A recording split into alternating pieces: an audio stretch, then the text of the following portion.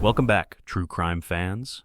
Special administrative measures at ADX. Smash that subscribe button if you think you could survive being erased on paper and in person, because this is the story of the most invisible punishment in America. The alarm began not with a siren, but with silence. A morning mail run at ADX Florence, addressed to no one, but marked in red block letters. Sam's. By the time the envelope reached the intelligence unit, 3 men were already in a windowless conference room in Denver, staring at a dossier thicker than a Bible. Inside were clippings, transcripts, and names they knew they shouldn't see. Every name belonged to an inmate under special administrative measures, the government's most secretive, restrictive regime. Special administrative measures, SAMs, are imposed on prisoners deemed so dangerous or so connected to networks outside prison that ordinary isolation isn't enough. No unmonitored calls, no unmonitored mail, no unsupervised attorney visits. Even their names vanish from public rosters. At ADX Florence, SAMs turn a man into a ghost. This story begins with the case of Omar Raham, a foreign-born U.S. resident convicted in a high-profile terrorism conspiracy. In the courtroom, he was combative, smirking, promising his brothers would hear his voice again. After sentencing, the Bureau of Prisons recommended SAMs. Within a cell. His legal calls went through a secure facility in Virginia. Even his attorneys had to sign gag orders not to repeat his words, but Rahman wasn't the only one. Across the tier from him, a former cartel accountant under witness protection had been placed on SAMs after trying to pass coded messages to his old bosses through legal mail. In another unit, a domestic extremist who had already killed a guard was under SAMs for plotting a second escape. Each case was different, but the rules were the same. No human contact except through stealing glass. Every word recorded, every page copied. The letter that morning listed details of their routines, down to the schedule of recreation cages and the names of staff who escorted them. It shouldn't exist. Whoever wrote it had insider knowledge of the most secure program in the Bureau of Prisons. It was a potential disaster, a leak from inside the tightest box in America. In Washington, Justice Department lawyers pulled Ron's entire file. They found the original order, signed by the Attorney General, the one-page memo authorizing SAMs for national security reasons, the annual renewal notices with blacked-out sections. They compared it to the information in the letter. It matched line for line. Someone was breaking through the very system designed to break others. An FBI counterintelligence team flew to Colorado that night.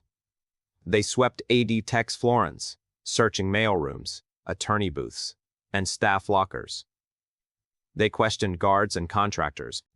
They even interviewed prisoners under SAMs through thick plexiglass, looking for any sign of a mole. The men behind the glass only stared back, eyes like pinholes in a mask, saying nothing.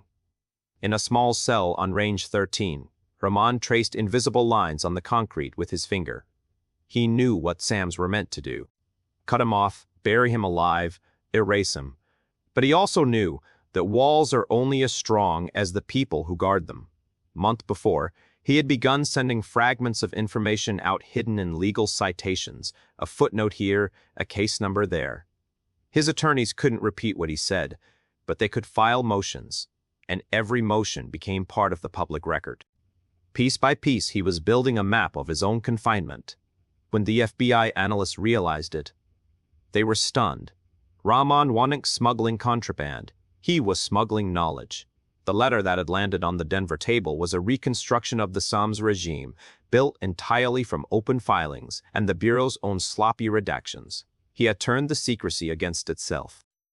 But there was one line in the letter they couldn't explain.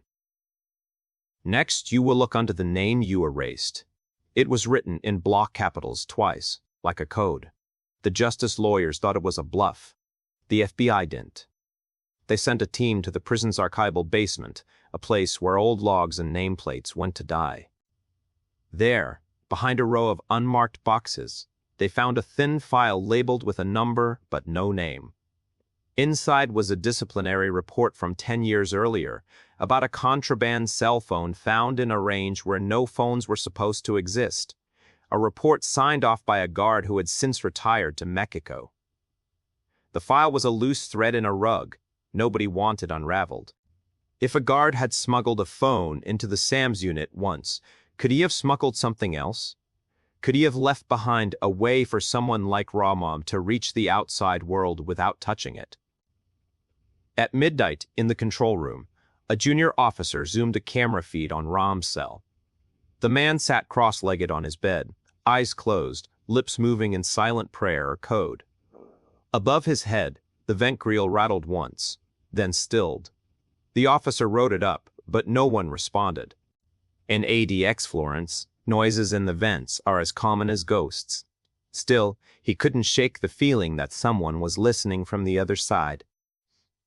The next morning, the letter was on another desk, this time in Washington. No envelope, no postmark, just the same block letters, and one new sentence at the bottom: "The ghost is not mine."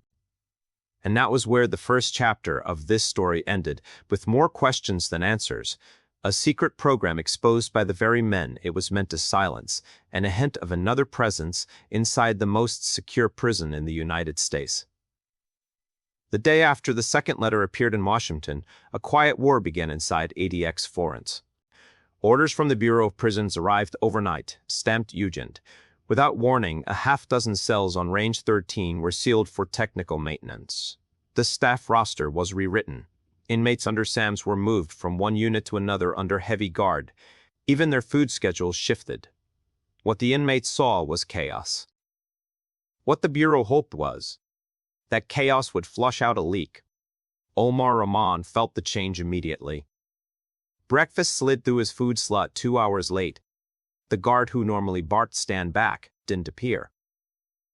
Instead, two strangers in fresh uniforms, no name tags, wheeled the cart down the tier. He was supposed to get 1 hour of recreation in the indoor cage. Instead, the door stayed shut. He pressed his palm to the cool steel and whispered to himself. It started. Across the tier, the cartel accountant stared at his own reflection in a stainless mirror, bolted to the wall. He'd have survived knife fights, escape plots, and betrayals, but nothing made him sweat like not knowing what would happen next. The silence of SAMS had its own rhythm. This was a new rhythm, like a skipped heartbeat. In Denver, the FBI's counterintelligence team commandeered a secure conference room. Case files and sealed orders were spread across the table.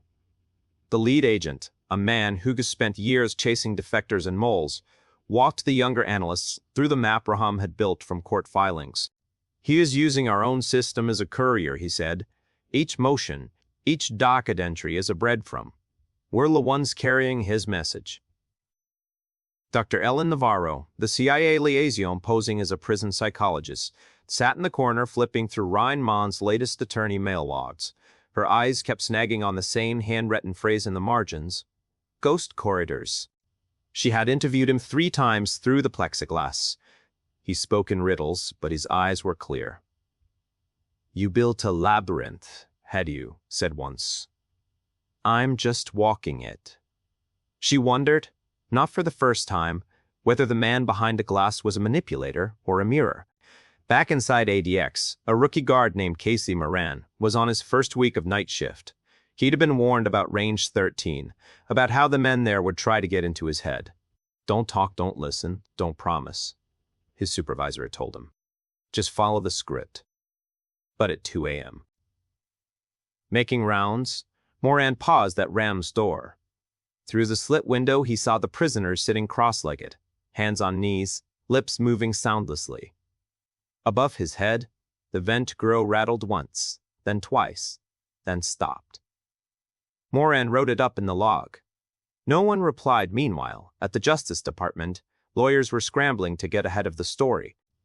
A third-party civil liberties group had filed a FOIA lawsuit seeking the renewal orders for SAMS cases. If the court forced disclosure, the Bureau would have to explain not just Ram's restrictions, but how many other inmates were under similar measures. And if the letter writer was right, The system was already compromised. The Bureau's Inspector General flew to Colorado to question Stat. One by one, guards and contractors were brought into a small office and told to sign non-disclosure agreements. Rumors spread through the units: a mole in the mailroom, a tapped attorney booth, a ghost in the pipes. For the men under Sams, the confusion became a kind of dark entertainment. Through the food slots, they whispered fragments of information like contraband candy. Navarro returned to Ram's cell for another psychological assessment. Through the thick glass, she asked him straight out, "Are you sending information out?" He tilted his head, almost smiling. "You keep me silent. I show you the sound." She pressed him. "Who's helping you?" He looked past her at the vent. "Follow them." That night, a maintenance crew opened the ceiling space above the Sams range. They found nothing but dust and old wiring, but one electrician noticed a series of tiny marks scratched into a support beam, like tick marks counting days. They weren't near Ron's cell. They were near an empty cell used for storage. The lead FBI agent authorized a hidden camera in the storage cell's vent. At 3:17 am the next night, the camera caught a blur, a folded slip of paper pushed through the vent from the adjoining cell and sucked upward by negative air pressure. The slip disappeared into the ductwork before anyone could intercept it.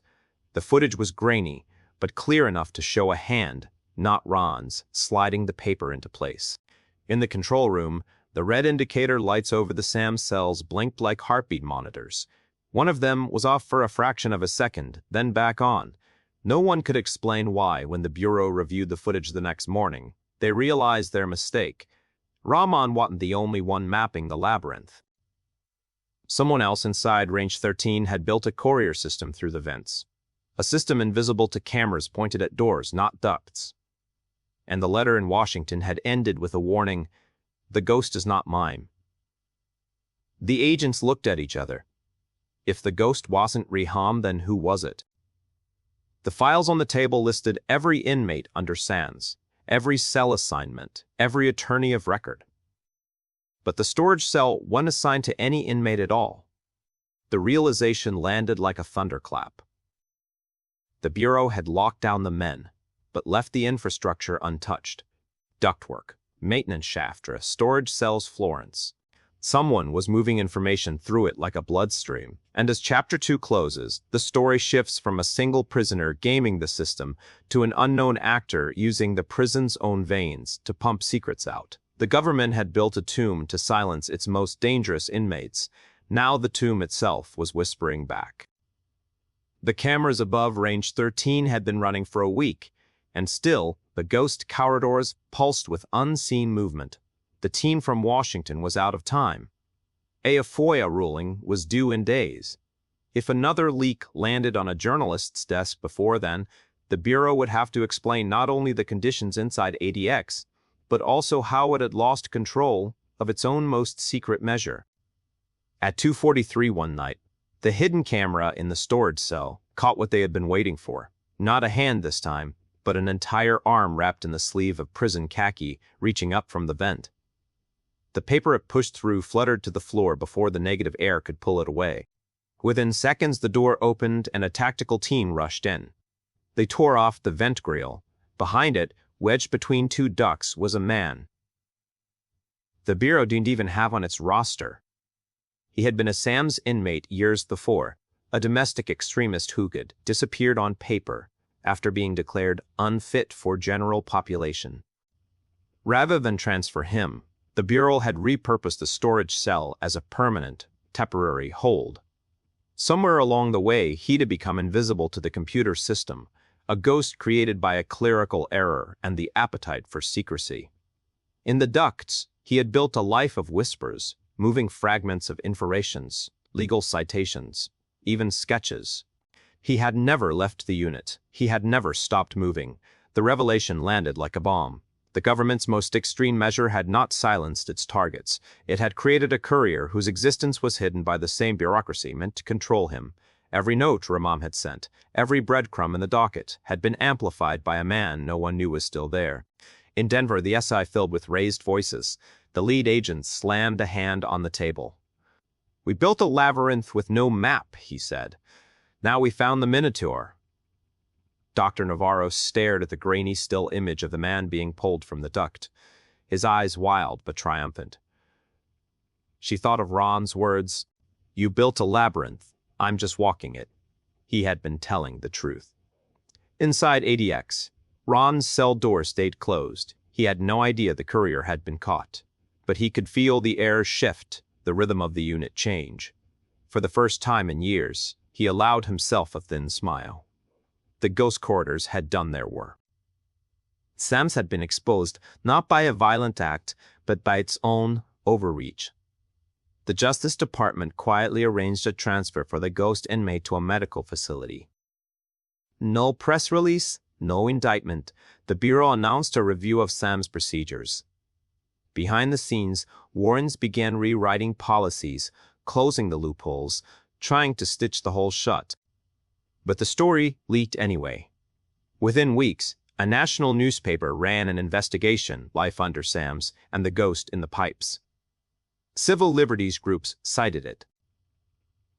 In hearings, former prosecutors admitted on background that SAMS had gone too far. Navarro resigned her liaison post. In her resignation letter, she wrote, "We designed a cage to hold the worst of the worst, and we locked our own mistakes inside it." Casey Moran asked for a transfer to a low-security facility, saying only, "I don't want to work with ghosts." Inmates under SAMS saw no immediate change. Their food slots still clanked, their calls still monitored, but they knew someone had cracked the seal. In whispered code through steel and concrete, they spread the news: the corridors are real. Months later, Ramon filed one more motion. In the footnotes, hidden among case citations, was a line that read, "You cannot bury the map." It was his last communication before his SAMS order was renewed. For another year, the labyrinth had closed again, but not before showing the world its shape. The program survived, but its myth had changed. No longer an unassailable black box, SAMS became a symbol for secrecy's reach, for bureaucracy's blind spots, for the unintended consequences of total control. Even now, in hearings about solitary confinement and national security, staffers hold up the ghost corridors as a cautionary tale. And in ADX Florence, the steel doors still hum under fluorescent lights. New names go on the list. Old names are crossed off. Some nights, when the wind rattles the vent grills, the ducts creak and sigh like someone tapping from the inside trying to be heard.